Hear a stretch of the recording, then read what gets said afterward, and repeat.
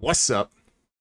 RagerM578 here, and welcome back to another reaction video. Seems like the only reaction stuff I actually have is for Silent Hill 2 because it's in a weird place for me. I do it is my most ambitious game this year, but at the same time I'm very I'm still keeping it at an arm's length, and it's literally the only series that I've kind of put a reaction out for, because I love this series so much, man. I mean, Silent Hill 2 was the game that brought me into the series, and I mean, I care so much about it. I know a lot of the lore. I'm not gonna say go out there and be like I'm a lore master. I know this stuff like that, but I know so much about Silent Hill 2, the symbolisms behind all the stuff, and it's fucking awesome, man.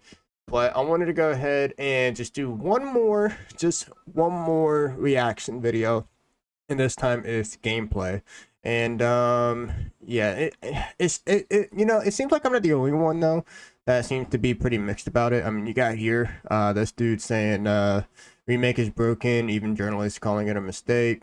Then you got some people saying, did we underestimate Bloober team? I mean, we're really not gonna know until the game comes out, man, and I'll be the first to tell you if it's good. So anyways, I feel like we should go ahead and let's just go ahead and do that, or we could actually do an IGN. We'll do it. We'll react to IGN videos, why not? So anyways, I haven't seen this video yet. IGN is not my go-to platform for video games and stuff like that, but they do get reviews and on hands exclusive and all that stuff, so just kind of just gotta bite the bullet. But here we go. Oh, please don't suck, man. All right. My restless dreams. I see that town. Oh, the music's so Silent fucking Hill. good though. Ever since the release of the Resident Evil 2 remake, developers have returned to the well en masse to give their classic games a new lease of life. More often than not, By the way, sorry if the audio is too loud or my voice is too loud or something like that. Anytime, I'm just gonna talk when I pause the video, so. with mixed results. From what I've seen so far, the upcoming Silent Hill 2 remake doesn't come close to hitting the heights of Resident Evil 2, a blueprint for how a great remake is made, but it certainly feels like developer Bloober Team has made a lot of the right decisions when building on the survival horror classic's undeniable legacy. Okay, I'll have to even admit that I feel like Resident Evil series is way more popular than Silent Hill will ever be, okay? It's like Burger King, McDonald's kind of deal, everybody knows who Burger King and McDonald's is and all that stuff, and but McDonald's is always going to be on top, all right? People are gonna rather eat at McDonald's than Burger King. Well, but then of course you got that little base that is so dedicated to Burger King and all that stuff, and let's just compare it to Resident Evil, Silent Hill, Resident Evil to McDonald's, Silent Hill's to Burger King, okay? So you're either gonna like one or the other. You're gonna like both, but prefer one or the other, or yeah. So me personally, I prefer the stories of Silent Hill, but when it comes to gameplay, Resident Evil all the way. So, Even if at times it feels a little too safe. it feels a little too safe. I don't like that, man, because dude, one of the main things about Silent Hill 2, like symbolism and all stuff, goes a lot onto the sexual frustrations because of James Sunderland, because James is not a good person. He's not a good person. He's not a bad person either. But the whole deal is that before James comes to Silent Hill 2, his wife got sick and she was in her deathbed, and James was depressed and really fucked up in the head. And one of the issues that he had was sexual. He was deprived of sex. So he started looking at nurses and just a lot of shit like that, and that's why. You have the enemies like nurses that looks kind of sexy. You have like mannequin leg dolls guys that looks weird. I mean, it was just it was just the theme of the game. So if Bloober's doing it too safe, they better not at least fuck up the theme of it, okay? I played the opening 3 hours of Silent Hill 2, and it was immediately apparent from the off that the remake gracefully captures all the important elements. Okay. An oppressive tone and straightforward game mechanics, even when the task itself is being obtuse. As with any Silent Hill game, atmosphere is king, and Silent Hill 2 immediately and consistently puts you in a state of unease. A thick fog surrounds the town just like in the original, but now benefits from modern lighting and volume, thanks to today's technical improvement. I think the fog looks pretty decent. So I feel like I asked him in gold at this point, but no. Okay, yo, so one quick thing. So the fog in Silent Hill 2, the original one, was pretty damn good, pretty damn spooky because you can't see crap. But in the remake version, it is so bad. You need to watch a video explaining why everybody hates the remake of Silent Hill 2. Well, not the remake, but the remastered, whatever, of Silent Hill 2. But the fog was bad. It was so bad. Okay, but here it looks like fog, so alright. The streets are now filled with a new level of detail, shops are explorable, and strange Ooh, sounds, I like cries, that. and groans are dynamically lurking around every corner. Okay. I can imagine it would have been incredible. So one of the very main importance of, sorry if I'm like pausing it too much, but like I said, this game means too much to me, man. They cannot fuck this up. But one of the most important things they cannot fuck up is the sound, dude. I'm gonna spoil a little bit, but the very first thing you do in Silent Hill 2, besides coming out of the bathroom, is walk through the forest, and you will hear the creepiest shit, dude. Even for a PlayStation 2 game, it is creepy. And they cannot mess this up. All right, Incredibly tempting to layer music into the Silent Hill 2 remake, bringing the scares more in line with contemporary horror hits. But its slavish resistance is commendable, as the diegetic sounds of Silent Hill are where the game really sings, or rather drones. Every room in the Woodside apartments creates its own version of uneasy tension, subtly assaulting you with an oppressive, unearthly soundscape of pulses and organic audio. From the moment that protagonist James enters Silent Hill, the onslaught of bad vibes is present, and it never lets up for a second. Often fear is... That still looks so weird. So the one thing about Silent Hill 2 that is so off, so weird, is the save point. It's just a red block. And you know what? I'm happy they kept it in there. It is so weird. Alright. Driven by anticipation, but Silent Hill 2 is all anticipation, with the sounds of the lying figures and code being ever present. In some ways, it's a difficult state of mind to be locked into.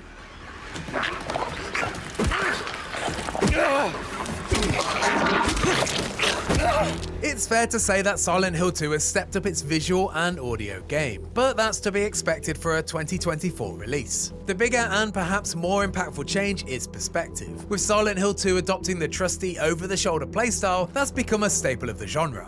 What could have once been considered sacrilege. That's the legs I was talking about, by the way. So it looks really goofy, like kind of weird, but again, the symbolism behind it relates to James's, frustrations and stuff like that. So like, and it's not just all about sex, by the way. There's some enemies that kind of represent James, how he felt trapped, and there's some enemies how he saw his wife as she was dying from sickness, and stuff like that. There are some enemies that represents that too. So for the series now serves the gameplay well, helping the unearthly combat encounters feel surprisingly familiar. Like the original, James's arsenal is limited, with the only available weapons in the section that I played being a handgun and his trusty wooden plank. Combat is... oh wait, he's about to talk about combat. Certainly light and rudimentary, but Silent Hill 2 was never about that. It's serviceable in a way that complements the character's ability, although I imagine it would have been extremely tempting for Bloober Team to strap James up Rambo style. Although it would have been a disservice to the character and the story it's telling. You cannot do that, man. Fuck that, dude. James, he might look like Leon Kennedy from Resident Evil. He is not Leon Kennedy. He is just a dude, okay? The combat, listen, I don't think that you should make combat bad on purpose because of a character, but you should make it, like, you should make it believable. You know, James is not a fighter. He's not gonna, you know, he's not gonna grab that that pair of legs and do the walls of Jericho on it, okay? Or RKO nurses on the street. He's not gonna do that, man. You know, fucking swanton bombs off of buildings onto Pyramid Head. No, dude, he ain't gonna do that, man. He's just a dude, and that's what makes him more relatable. You know, it's just that, you know, he's kind of like us. I mean, in a way. So in a way. Honestly though, I don't mind the combat. I knew the first time they showed the combat to people were like, oh, the combat is like shit, bro. Bro, like it's just, no, it's not that it looks like shit. It's just that you're expecting him to go around freaking drop kicking everybody. Like, no, man, that's just not him. That's not to say that James doesn't have a new move in his locker though. Silent Hill 2 implements a new dodge mechanic, allowing James to quickly dart out of the way of an enemy's projectile vomit or Pyramid Head swinging blade. You know, it would have also kind of been funny though if they give the parry mechanic from Leon from Resident Evil 4. If he could just like fucking parry Pyramid Head giant sword. Simple quick shuffle. Not a Dark Souls like forward roll, but it's a tool that helped me quickly establish a swing dodge rhythm before the lying figures threw up their guts all over me. Perhaps the biggest compliment I could give is that it's a move that feels like it always should have been in Silent Hill 2. From what I've seen so far, the story is largely faithful, and I visited all the locations I expected to in the first few hours. The opening jaunt through the streets of Silent Hill is expanded though, tasking you to solve a puzzle involving a jukebox, and forcing you to visit several of the town's locations. Along the way, there's plenty to examine further and marvel at the detail layered into this once sparse location. While purists may scoff at this addition, I feel like it's a smart move that encourages you to spend a little more time roaming in the iconic foggy streets. And it's certainly a welcome addition before you spend a large portion of the game funneled down dark hallways in a largely linear path. Wait, I want to see what that actually says. You spend a large portion of the game funneled down dark hallways in a largely linear path. Opening into nightmares. The door that wakes in darkness, opening into nightmares. Man, that's so fucking good. I really like, I do like the fact that they're kind of forcing you to explore a little bit. I'll admit, there are a lot of missable stuff in the original Silent Hill game that you can, well, miss. For example, like there's like when you first go into town, you can find an RV that you can go into. It is a missable thing. And then there's also like a building. I can't remember what was inside of it, but it had the best quote you'll ever hear in a Silent Hill game. There was a hole here, but it's gone now. It makes no sense. It's just like you go into the building and it's just one room, okay? All the windows are boarded up. You got some sun going through it, but you have walls and that's it. That's all it is, just a room. And you don't know who, where, or what it's talking about. You never see the hole or anything like that, but that's all what the message says. There was a hole here, but it's gone now. That is awesome. All right. Fans of the original will be happy to hear that the remake doesn't hold back with its returning puzzles. Like the original, the remake scales clues based on your difficulty level. But thank God. Okay, listen, man. You can, if you want to make a game have puzzles in it, fine by me. There's one thing that I respect the Saw game back in the PS3 days is that the puzzles actually made you think. Okay, it's frustrating, but it made you think. Most games nowadays, though, I feel like it's way too handholdy. I never played the latest Horizon Zero Dawn game. What is it called? Forbidden West or something like that. But from what I heard, is that when you go into a puzzle, Aloy literally just tells you what to do, and it kind of just like makes you feel stupid. And to me, I feel like it's more a sign of respect when the devs actually gives you a puzzle and it's like, here, figure this out.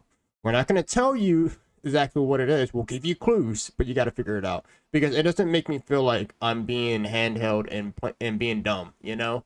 So that's a good sign, man. So far from what I'm seeing is I'm liking this. Okay, it's giving me a little bit of hope. Let's continue.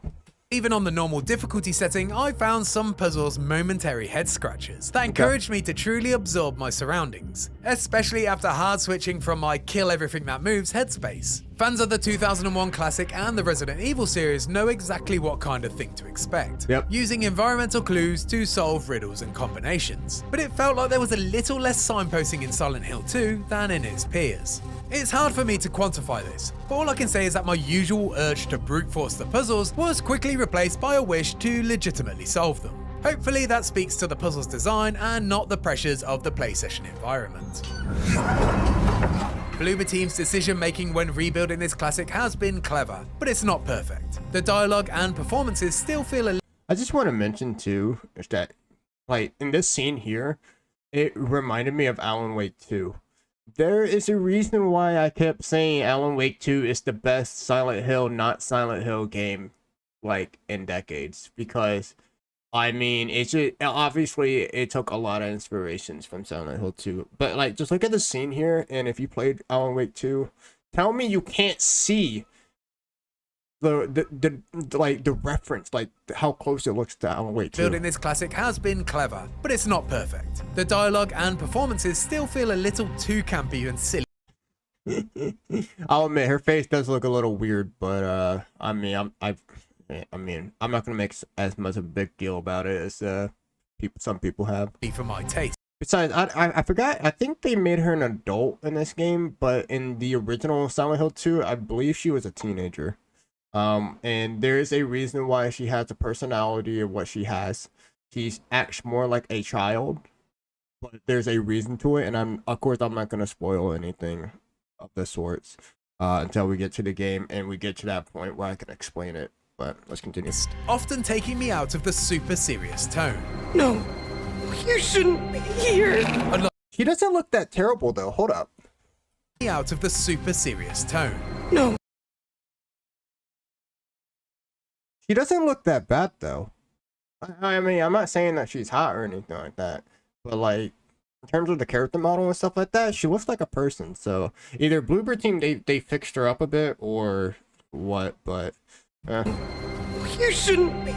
James looks good too. I mean, like he definitely looks like he's. I think James in the original game is supposed to be in like mid to late 20s. But this game, he does look a little bit older, like in his 30s or something like that. Unlike Resident Evil, where the campy nature is a big part of the vibe, Silent Hill in 2024 requires a subtle touch to complement the Maria. Okay. So, you know, honestly, so Maria definitely doesn't look as, well, her appearance definitely does look a bit different. But honestly, I think the tone of it kind of, it keeps... I can still see the theme of it. So there's a reason why this is important. So in the original game, Maria looks more like let's just say like a stripper on her break. And then you know, for that, and there's a very big reason for it. I'm not gonna spoil it again, but the model for Maria definitely, like we got here, is definitely more covered up. Showing like less skin and all that stuff. Like she wasn't walking around in a thong and a bra and stuff like that in the last game, but yeah, I wonder if they're gonna do the DLC for Maria again. That'd be interesting. I think that'd be a nice surprise. But honestly though, she still looks like the purpose of her character. So, and she still has a tattoo. So, So I mean, I think it's not that bad, to be honest. So like I said, I think people over exaggerate some of the changes. I mean, they really do over exaggerate changes. So like I said, the character model, what's her name? Lisa? I can't remember her name. It's been such a long time since I played Silent Hill 2, but the character model for Lisa does not look like, okay, that looks fucking weird. I ain't gonna lie, but like, I think it's kind of just because of just the expression she has on her face. It's silly for my See, she looks a bit normal now. I mean, her face looks a little bit chubby. Often taking me out of the super serious tone. No. But like I said, like here, it looks good. You shouldn't be. And like I said, my boy James. Unlike Resident Evil, where the campy nature is a big part of the vibe, Silent Hill in 2024 requires a subtle touch. And yeah, like I said, Maria, I mean, I think theme is still there. Not as prevalent and obvious as, you know, 2001 Silent Hill, to but complement the same masterful approach in atmosphere and sound design. Purists may celebrate its faithful remaking of the original lines, but I felt like there was an opportunity here for some subtle tweaks. I only got a small taste of the dialogue though, and Silent Hill 2 isn't exactly known for long conversations, so perhaps it's not any kind of deal breaker. You didn't love Mary anyway. What? Hey, wait! Another irksome inclusion is the logical but slightly tedious activity of opening countless kitchen cupboards and drawers to collect handgun ammo and healing items, similar in a way to modern games like The Last of Us. I was gonna say the exact same thing. If that was a complaint, bro, I was like, bro, that's been in games forever, okay? Come on, alright. Makes sense on paper, organically placing your collectible items in realistic locations, but I can't help feel like it took me out of the atmosphere, altering my thought process from fear to loot every time I entered a new room. Maybe that. it says more about me than the game, but several times after entering No, I honestly, I get that. So sometimes it can just be like quite tedious opening doors and stuff like that, and finding nothing. But number one, it's an abandoned town, so like, what are you expecting? And number two, if you ever played Silent Hill, just Silent Hill, one of the main like middle fingers that the game always gives you is that 98% of the doors are always locked. I'm sorry, the locks are broken on the door, you know, so you can't open it.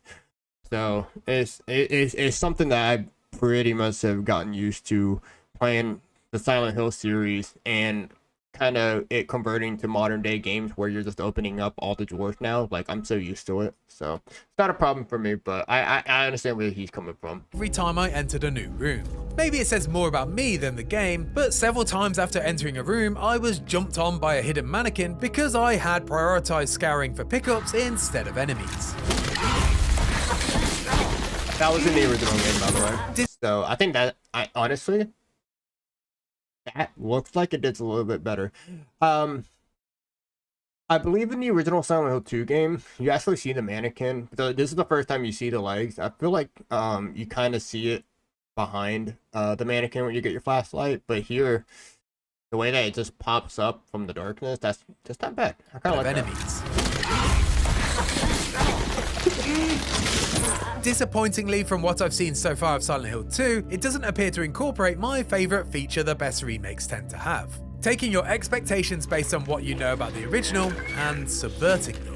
2002's Resident Evil Remake, which played around with the dogs jumping through the window jump scare that all fans expected, is the perfect example of how this can be expertly crafted. The approach allows for tension of a fake out and the creative space to drop new scares in where you least expect it.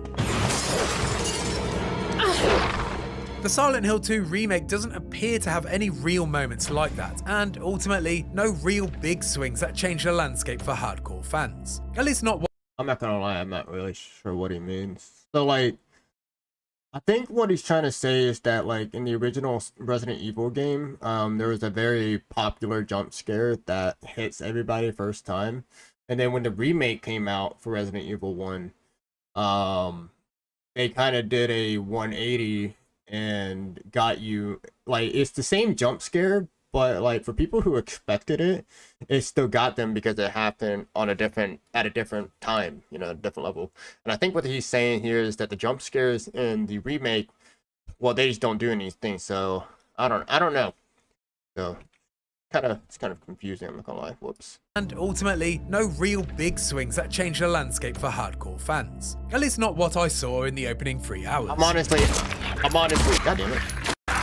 Keep pressing the wrong button. Honestly though, I'm not really frustrated on that one. So like I said, because I'm still kind of worried about this game. I'm nervous, but the more I'm seeing this, the more confident I'm becoming of this game. So I'm starting to get the idea that that one of the videos that we saw in the beginning, that, you know, are we underestimating this game? I'm starting to feel like we're getting to that point.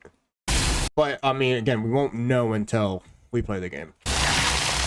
As a remake, Silent Hill 2 falls more in line with Bluepoint's faithful Shadow of the Colossus rather than Capcom's rejuvenated Resident Evil 2. It substitutes bold new swings for a slavish dedication to the original, which by no means is a bad thing, just not the radical steps some might expect. Silent Hill 2 certainly needed a fresh coat of paint and a tune of the engine, and Bloober Team has provided that in spades. But everything else is an extremely faithful reimagining that mostly resists the urge to alter the successful formula of a stone cold classic. And if you like that video and you want to find out more about Silent Hill 2, then be sure to stick with IGN. My boy is like, fuck this shit. My boy Pyramid Head is like, fuck this. I'm going out to pre-order right now. Okay. So I'm not gonna go back over the video and stuff like that. I kind of made my points throughout the video. Sorry I can understand when like maybe it's your first time watching this video and you're kind of getting annoyed that somebody's pausing, you know, every 30 seconds just to say something. This is kind of a point of the reaction video, but before I go into the comments, I want to go ahead and say this. Before I watched this video, I was not sure about the remake.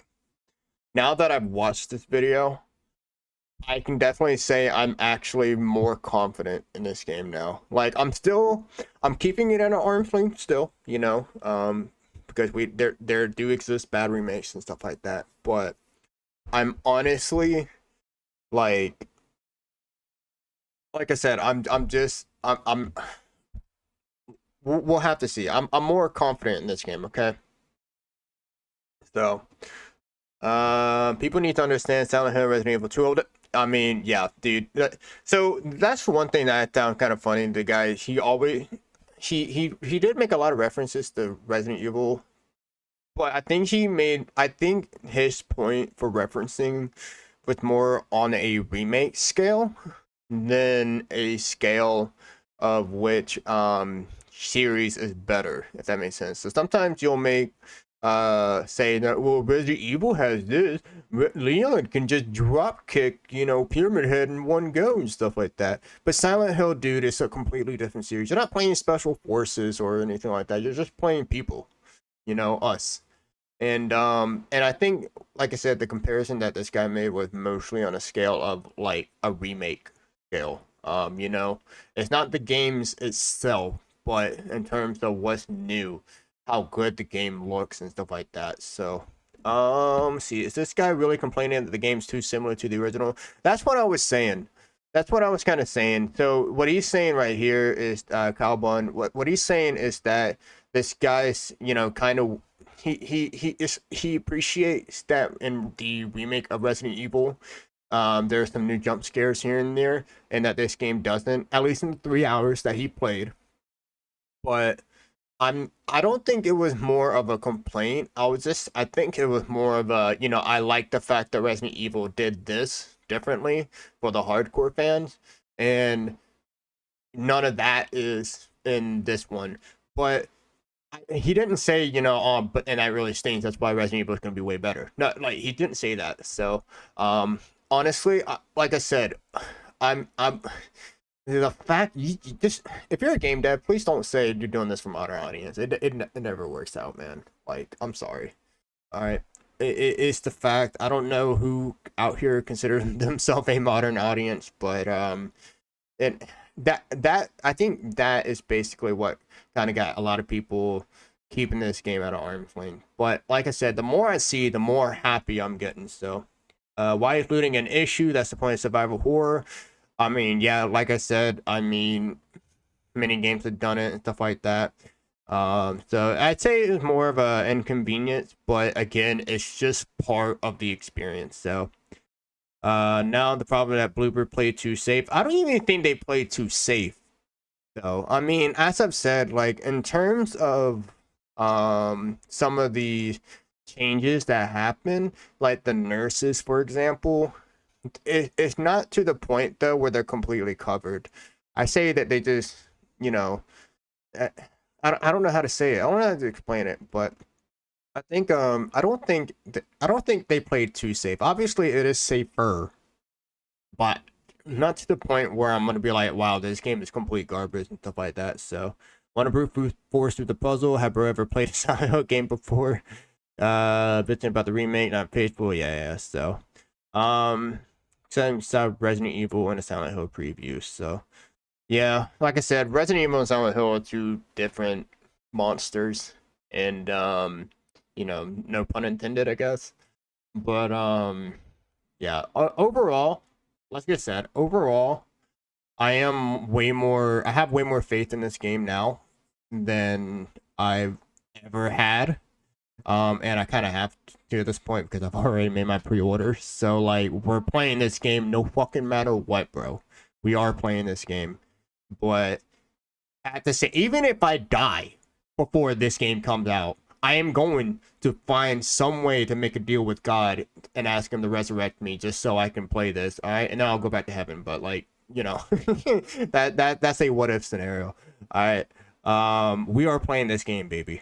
So, and I'm like I said, I got more hope. So, but anyways, I'm gonna go ahead and end the video here.